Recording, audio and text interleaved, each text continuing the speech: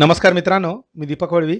मित्रांनो, आजच्या या व्हिडिओत आपण पाहणार आहोत शालेय पोषण आहार समिती याचे प्रोसिडिंग लेखन व इतिवृत्त लेखन कसे करावे या संदर्भात या व्हिडिओत आपण सविस्तर जाणून घेणार आहोत. माहे जुलै 2026 करता सभा क्रमांक 2 साठी लेखन करण्याचा प्रयत्न केलेला आहे.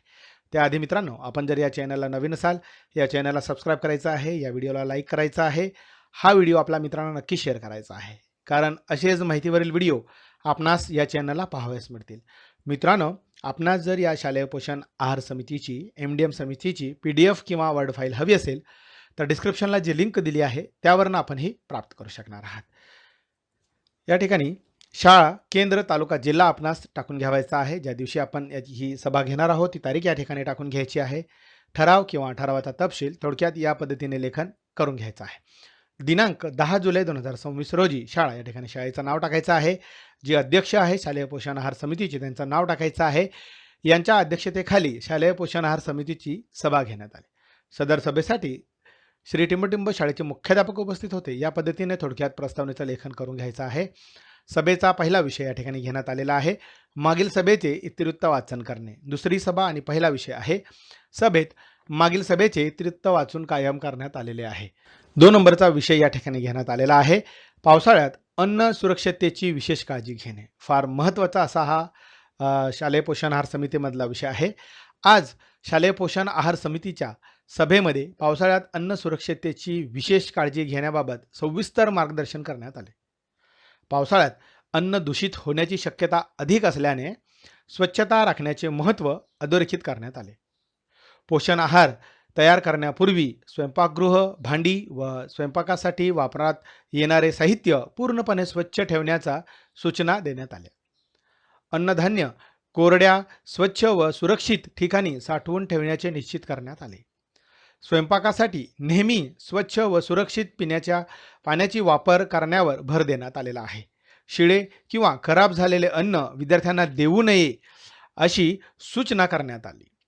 भोजन तयार करणाऱ्या कर्मचाऱ्यांनी वैयक्तिक स्वच्छता पाळून हात स्वच्छ धुवूनच अन्न तयार करावे असे मार्गदर्शन करण्यात आले.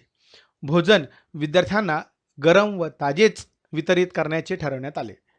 विद्यार्थ्यांनी जेवणापूर्वी व जेवणानंतर हात साबणाने धुण्याची सवय लावण्यावर भर देण्यात आला. समितीमार्फत पोषण आहाराच्या गुणवत्तेची नियमित पाहणी करून आवश्यक ती खबरदारी घेण्याचा निर्णय घेण्यात आलेला आहे व तसा ठराव हा सर्वानुमते या ठिकाणी मंजूर करण्यात आलेला आहे.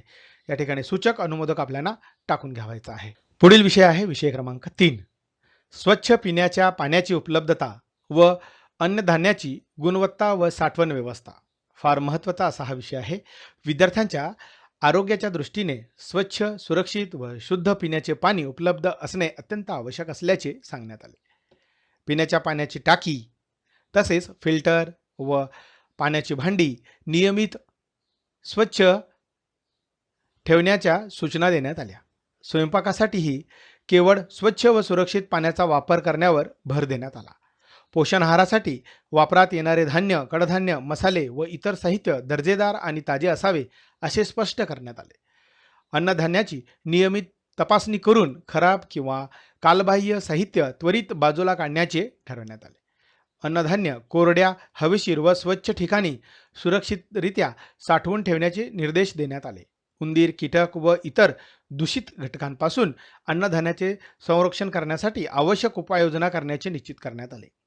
स्वयंपाकगृह आणि साठवण कक्षाची नियमित स्वच्छता व निर्जंतुकीकरण करण्यावर भर देण्यात आलेला आहे. समितीमार्फत वेळोवेळी पाहणी करून आवश्यक सुधारणा करण्याचा निर्णय घेण्यात आलेला आहे. उपस्थित सर्व सदस्यांनी विद्यार्थ्यांना सुरक्षित, स्वच्छ व पौष्टिक आहार उपलब्ध करून देण्यासाठी सर्व नियमांचे काटेकोर पालन करण्याचे आश्वासन देखील दिलेले आहे व हा ठराव सर्वानुमते या ठिकाणी मंजूर करण्यात आलेला आहे. या ठिकाणी सूचक अनुमोदक आपल्याला टाकून घ्यावायचा आहे. सभेचा पुढचा विषय आहे विषय क्रमांक 4, अन्नाची नासाडी टाळण्यासाठी जनजागृती. 4 नंबरचा विषय आहे, आज शालेय पोषण आहार समितीच्या सभेनंतर अन्नाची नासाडी टाळण्यासाठी विद्यार्थ्यांमध्ये जनजागृती करण्यात आली. अन्न हे अमूल्य असून त्याचा आदर करणे ही प्रत्येकाची जबाबदारी असल्याचे विद्यार्थ्यांना सांगण्यात आले. आवश्यक तेवढाच आहार ताटात घ्यावा व अन्न वाया जाऊ देऊ नये असे मार्गदर्शन करण्यात आलेले आहे. पोषण आहाराचे पौष्टिक महत्त्व विद्यार्थ्यांना समजावून सांगण्यात आले. जेवणापूर्वी हात स्वच्छ धुवावेत व शिस्तीत भोजन करावे अशा सूचना देण्यात आल्या. अन्नाची नासाडी झाल्याने त्याचे सामाजिक, आर्थिक व पर्यावरणीय दुष्परिणाम होतात याची माहिती विद्यार्थ्यांना देण्यात आलेली आहे. भोजनाबाबत कोणतीही अडचण असल्यास ती शिक्षकांना किंवा समिती सदस्यांना सांगावी असे आवाहन करण्यात आले. विद्यार्थ्यांनी आपल्या मित्रांनाही अन्न वाया न घालवण्यासाठी प्रोत्साहित करावे असे सांगण्यात आले. शाळेत नियमित अन्न बचत व स्वच्छता विषयक जनजागृती उपक्रम राबवण्याचे निश्चित करण्यात आलेले आहे. उपस्थित विद्यार्थ्यांनी अन्नाची नासाडी न करण्याची व शिस्तबद्ध पद्धतीने पोषण आहाराचा लाभ घेण्याची सामूहिक प्रतिज्ञा केली. समितीच्या सर्व सदस्यांनी विद्यार्थ्यांमध्ये अन्नाबद्दल आदराची भावना व जबाबदारीची जाणीव निर्माण करण्यासाठी सातत्याने प्रयत्न करण्याचा निर्णय घेतलेला आहे व हा ठराव सर्वानुमते या ठिकाणी मंजूर देखील करण्यात आलेला आहे. सूचक अनुमोदक या ठिकाणी आपल्याला टाकून घ्यावायचा आहे. सभेचा पुढचा विषय आहे विषय क्रमांक 5, वृक्षारोपण व पोषणदायी फळझाडे लावण्याचे नियोजन. फार महत्त्वाचा असा विषय आहे. आज शालेय पोषण आहार समितीच्या सभेमध्ये शाळा परिसरात वृक्षारोपण तसेच पोषणदायी फळझाडे लावण्याबाबत सविस्तर चर्चा करण्यात आली. विद्यार्थ्यांमध्ये पर्यावरण संवर्धनाची जाणीव निर्माण करण्याबरोबरच पोषणाचे महत्त्व समजावे या उद्देशाने हा उपक्रम राबवण्याचे ठरवण्यात आलेले आहे. शाळेचा उपलब्ध जागेत आंबा, पेरू, सीताफळ, आवळा, चिक्कू, जांभूळ आदी फळझाडांची लागवड करण्याचे नियोजन करण्यात आले. पावसाळ्याचा काळ लक्षात घेऊन वृक्षारोपणासाठी योग्य दिवस निश्चित करण्याचे ठरले. प्रत्येक वर्गाला काही झाडांच्या संगोपनाची जबाबदारी देण्याचे निश्चित करण्यात आले. विद्यार्थी, शिक्षक, पालक व समिती सदस्य यांच्या सहभागातून वृक्षारोपण मोहीम राबवण्याचा निर्णय घेण्यात आला. लावलेल्या झाडांना नियमित पाणी देणे, संरक्षण करणे व त्यांची देखभाल करण्याची विद्यार्थ्यांना मार्गदर्शन करण्याचे ठरवण्यात देखील आलेले आहे. भविष्यात या फळझाडांमुळे विद्यार्थ्यांना पोषण मूल्यांची जाणीव होण्यास तसेच पर्यावरण समृद्ध होण्यास मदत होईल असे मत व्यक्त करण्यात आले. शाळा परिसर अधिक हिरवागार, स्वच्छ व आकर्षक करण्यासाठी सर्वांनी सक्रिय सहभाग नोंदवण्याचं आवाहन करण्यात आलेले आहे व हा ठराव सर्वानुमते या ठिकाणी मंजूर करण्यात आलेला आहे. या ठिकाणी सूचक अनुमोदक आपणास टाकून घ्यावायचा आहे. सभेचा पुढचा विषय आहे विषय क्रमांक 6, ऐन वेळेस उपस्थित होणारे विषय.